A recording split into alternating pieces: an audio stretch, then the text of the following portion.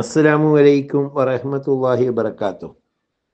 അൽഹംദുലില്ലാ വസ്സലാത്തു വസ്സലാമു അലാ അഷ്റഫി റസൂലില്ലാ വഅലാ ആലിഹി വസഹ്ബിഹി അജ്മഈൻ അമ്മാ ബഅദ്. എല്ലാ മാന്യ പ്രേക്ഷകർക്കും മുസ്ലിം വിശ്വാസം ചാനലിൻ്റെ മറ്റൊരു വീഡിയോയിലേക്ക് സ്വാഗതം. കേരളം ലഹരിയുടെ പിടിയിൽ അമർന്നുകൊണ്ടിരിക്കുന്നു അനുദിനവും. അത് സംബന്ധമായിട്ടുള്ള കൊലപാതകങ്ങൾ, പിടിച്ചുപറികൾ എന്ന് തുടങ്ങി സാമൂഹിക വിപത്തുകൾ അനുദിനം വർദ്ധിച്ചു കൊണ്ടിരിക്കുകയാണ്. ഈ ഘട്ടത്തിൽ എവിടെ നിന്നാണ് കേരളത്തിലേക്ക് മയക്കുമരുന്നുകൾ വരുന്നത്, അത് ഏത് രൂപത്തിലാണ്, എവിടെയാണ് സംഭരിക്കപ്പെടുന്നത്, ഏത് ചാനൽ വഴിയാണ്, എങ്ങനെയാണ് അത് വിൽക്കപ്പെടുന്നത് എന്നൊക്കെ പോലീസും ജാഗ്രതാ സമിതികളും സർക്കാരും എക്സൈസ് ഡിപ്പാർട്ട്മെൻറ്റും എല്ലാം തന്നെ അന്വേഷിച്ചു കൊണ്ടിരിക്കുകയാണ്. ഈ വീഡിയോ റെക്കോർഡ് ചെയ്യുന്ന സമയത്ത് തന്നെ ബാംഗ്ലൂരിൽ നിന്ന് വലിയ MDMA മൊത്ത കച്ചവടക്കാരനെ പിടിച്ചു എന്നൊരു വാർത്തയും കൂടി ചാനലിൽ കണ്ടുവരുന്നു. അപ്പോൾ എന്നാൽ ഇങ്ങനെ MDMA ലഹരി മരുന്നുകളും കേരളത്തിൽ അല്ലെങ്കിൽ ഇന്ത്യ രാജ്യത്ത് വ്യാപകമാകുന്നത് എങ്ങനെയെന്ന് പ്രമുഖനായ മുജാഹിദ് നേതാവ് ഹുസൈൻ സലഫി, ആരും ഖദ്ദസല്ലാഹു സിറുൽ അസീസ് എന്നും പറഞ്ഞേക്കല്ലേ, അദ്ദേഹം ഒരു പ്രഭാഷണത്തിലൂടെ വിശദീകരിക്കുകയുണ്ടായി. മയക്കുമരുന്നുകൾ, അതായത് കഞ്ചാവും MDMA മറ്റ് ലഹരി വസ്തുക്കളും കേരളത്തിലും ഇന്ത്യയുടെ മറ്റ് സംസ്ഥാനങ്ങളിലും വ്യാപകമായ തോതിൽ പ്രചരിക്കുന്നത് മക്കാമുകൾ വഴിയാണത്രേ. നമ്മുടെ ആധ്യാത്മിക നേതാക്കന്മാർ അല്ലെങ്കിൽ മുൻകഴിഞ്ഞ മഹത്തുക്കൾ, നമ്മൾ ഔലിയാക്കൾ എന്നും രക്തസാക്ഷികളെന്നും എല്ലാം വിശ്വസിക്കുന്ന മഹാന്മാരുടെ ഖബറിടങ്ങളാണ് പിൽക്കാലത്ത് മക്കാമുകളായി അംഗീകരിക്കപ്പെട്ട് മുന്നോട്ട് കൊണ്ടുപോകുന്നത്. ഈ മക്കാമിൽ നടക്കുന്ന എല്ലാ ആചാരങ്ങളെയും അനുഷ്ഠാനങ്ങളെയും അതേപടി മനസ്സുകൊണ്ടോ അല്ലെങ്കിൽ ആത്മീയമായോ അംഗീകരിക്കുന്നവരുടെ കൂട്ടത്തിൽപ്പെട്ട ആളല്ല ഞാൻ എന്ന് കൂടി ഇതോടൊപ്പം വ്യക്തമാക്കുന്നു. മക്കാമുകളെ നമ്മൾ ആദരിക്കണം എന്ന് വെച്ച് ആരാധിക്കരുത്. ആദരവും ആരാധനയും രണ്ടും രണ്ടാണ്. അത് ഇൻഷാ അല്ലാഹ് മറ്റൊരു വീഡിയോയിൽ പറയാം. ഇനി ഹുസൈൻ സലഫി പറഞ്ഞ വിഷയത്തിലേക്ക് വന്ന്, മക്കാമിലെ ജാറത്തിൽ വിരിക്കുന്ന തുണിയുടെ അടിയിലെല്ലാം കഞ്ചാവും മയക്കുമരുന്നും സൂക്ഷിക്കപ്പെടുന്നു. അവിടേക്ക് പോകുന്ന സ്ത്രീകൾ മുഖാന്തരവും തലപ്പാവും തലക്കെട്ടൊക്കെ കെട്ടിയ മൂല്യാർക്കന്മാർ മുഖാന്തരവും ഇത് സമൂഹത്തിലേക്ക് സ്പ്രെഡ് ചെയ്യുന്നു. അവിടെ പോയി പോലീസ് പിടിക്കൂല. പിടിക്കാതിരിക്കാനുള്ള കാരണം ഭക്തിയാണ്, അല്ലെങ്കിൽ ഒരു സമൂഹത്തിൻ്റെ ആചാരങ്ങളെയാണ് തൊട്ടത് എന്ന രൂപത്തിൽ പ്രശ്നമാകും. അതുകൊണ്ട് പോലീസും എക്സൈസൊന്നും അവിടെ ചെന്ന് റെയ്ഡ് നടത്തി അത് പിടിച്ചു കൊണ്ടുപോകില്ല എന്ന ധൈര്യമുള്ളത് കൊണ്ട് സുന്നികൾ മക്കാമുകൾ വഴി ഈ പറയപ്പെട്ട കഞ്ചാവ്, MDMA തുടങ്ങിയ ലഹരി വസ്തുക്കൾ വിറ്റഴിക്കുന്നു. അതുകൊണ്ട് മക്കാമുകളെ നോട്ടമിടണം, വ്യാപകമായ റെയ്ഡുകൾ നടത്തണം, മക്കാമിൽ പോകുന്ന സ്ത്രീകളെ അതുപോലെ തന്നെ മൊയ്ലാർമാരുടെ വേഷമിട്ടവരെയൊക്കെ സസൂക്ഷ്മം നിരീക്ഷിച്ച് അവരെയൊക്കെ വിശദമായി പരിശോധിച്ചാൽ ഈ കേരളത്തിലെ ഈ മയക്കുമരുന്ന് മാഫിയ തകരും.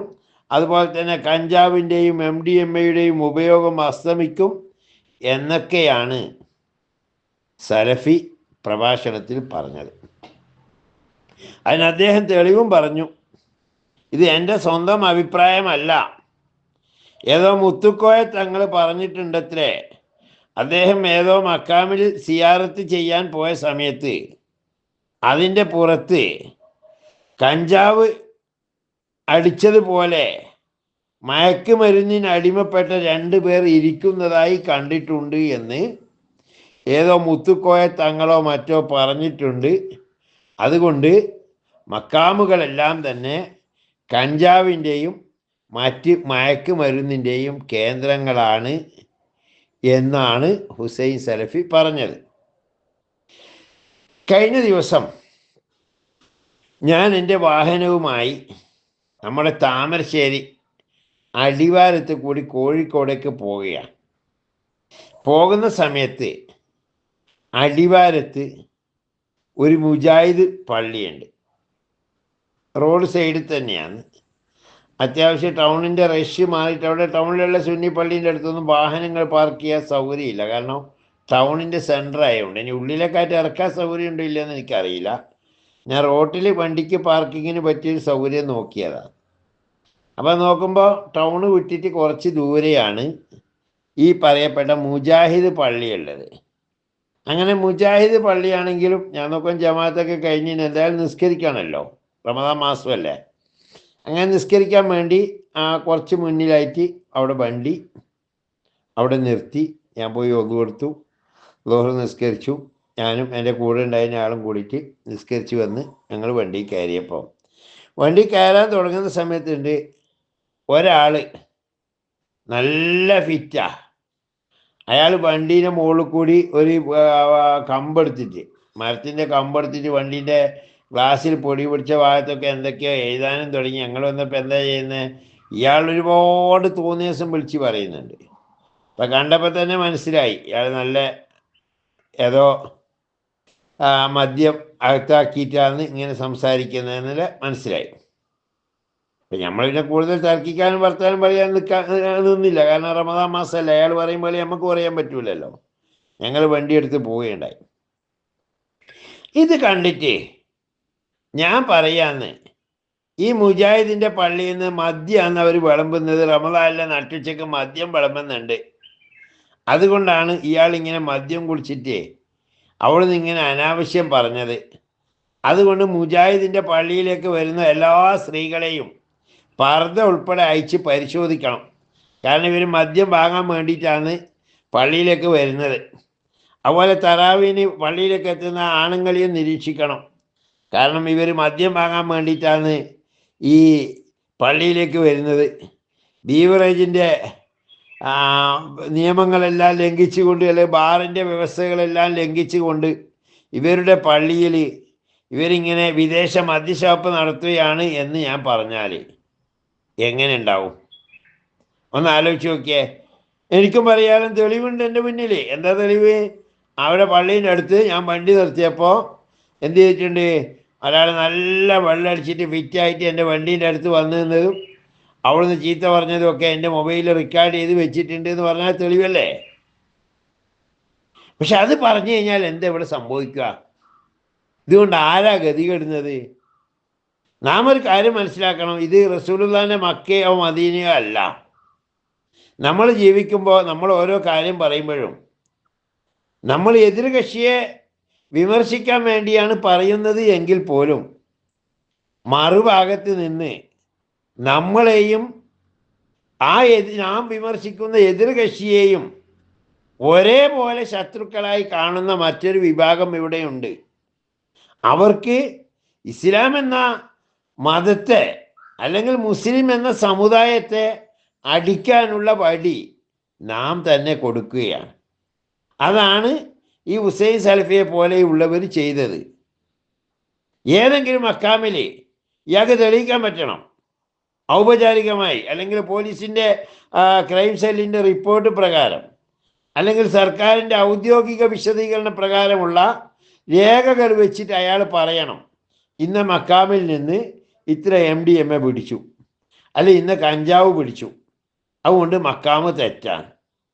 അല്ലാതെ കാടടച്ച് വെടിവെക്കുന്ന രൂപത്തിൽ സുന്നികളുടെ മക്കാമിൽ ഇങ്ങനെ സംഭവമുണ്ട്, ഇങ്ങനെ അവിടെ MDMAയും കഞ്ചാവും ലഹരിയും വിൽക്കുന്നുണ്ട്, അവിടെ പോകുന്നവർ പെണ്ണുങ്ങൾ ഇങ്ങനെ ഉൾപ്പെടെയുള്ളവരെ പരിശോധിക്കണമെന്ന് പറഞ്ഞാൽ നാളെ കുറച്ച് RSSകാർ കൂടിയിട്ടേ ഈ മക്കാമെന്ന് ഇറങ്ങി വരുന്ന പെണ്ണുങ്ങന്മാരെ തടഞ്ഞിട്ടിട്ടേ കയ്യേറ്റം ചെയ്താലേ അതിൻ്റെ നഷ്ടം ഈ പറയപ്പെടുന്ന ഹുസൈൻ സലഫിക്ക് കൂടിയാന്ന് മനസ്സിലാക്കണം. കാരണം നിൻ്റെയൊക്കെ പെങ്ങന്മാരൊക്കെ ഉണ്ടാവൂടോ തലയിൽ തട്ടുകൊട്ടിട്ട് ഈ കഞ്ചാവോ മയക്കുമരുന്നോ കിട്ടുമെന്ന് വിചാരിച്ചിട്ടേ മക്കാമ് പോകുന്നത്. ഞങ്ങളെ ഈ സുന്നി സമൂഹത്തിലെ പെണ്ണുങ്ങളെ ഉദ്ദേശിച്ചിട്ടല്ല പോകുന്നതെന്ന് പറയാൻ നമുക്കാർക്കും ഒരു മടിയുമില്ല. അങ്ങനെ പോകുന്നവരുണ്ടാവും നിന്റെ ആൾക്കാർ, അവരോട് പറഞ്ഞു കൊടുക്കേ. മനസ്സിലായില്ലേ? അപ്പൊ ഇത് വല്ലാത്തൊരു ന്യായീകരണമാണ് ഇവർ കണ്ടെത്തിയിരിക്കുന്നത്. നമ്മുടെ പവിത്രമായ മക്കാമുകളിൽ ലഹരി മരുന്നും കഞ്ചാവും മയക്കുമരുന്നും ഒക്കെ അതിൻ്റെ മറവിൽ വെക്കുന്നുണ്ട്. എന്നാൽ പിന്നെ നമുക്കൊരു ഭാഗത്തു നിന്ന് തുടങ്ങാം. മക്കാമിൽ റെയ്ഡ്, അതുപോലെ തന്നെ മുജാഹിദിൻ്റെ പള്ളിയിൽ പോകുന്ന പെണ്ണുങ്ങളെ പർദ്ദയിലയച്ച് ഫുള്ളൊന്ന് ചെക്ക് ചെയ്യൽ തുടങ്ങട്ടെ. എയർപോർട്ടിൽ പണ്ടിങ്ങനെ കുറച്ച് സ്ത്രീകളെ വിവസ്ത്രരാക്കി പരിശോധിച്ചു എന്നൊക്കെ പറഞ്ഞിട്ട് പണ്ട് കാലത്ത് വാർത്ത കേട്ടിട്ടുണ്ട്. അതുപോലെ അതായിരിക്കണം ഇവർ ഉദ്ദേശിക്കുന്നത്. ഇവിടെയുള്ള സംഖ്യകൾക്ക് എല്ലാ തരത്തിലും വളം വെച്ച് കൊടുക്കണം എന്നെ പോലെയുള്ളവർ. മറ്റൊരു വീഡിയോയിൽ വീണ്ടും കാണാം. വാഹിർ ദവാൻ അൽഹംദുലില്ലാഹി റബ്ബിൽ ആലമീൻ. അസ്സലാമു അലൈക്കും വറഹ്മത്തുള്ളാഹി വബറകാതുഹു.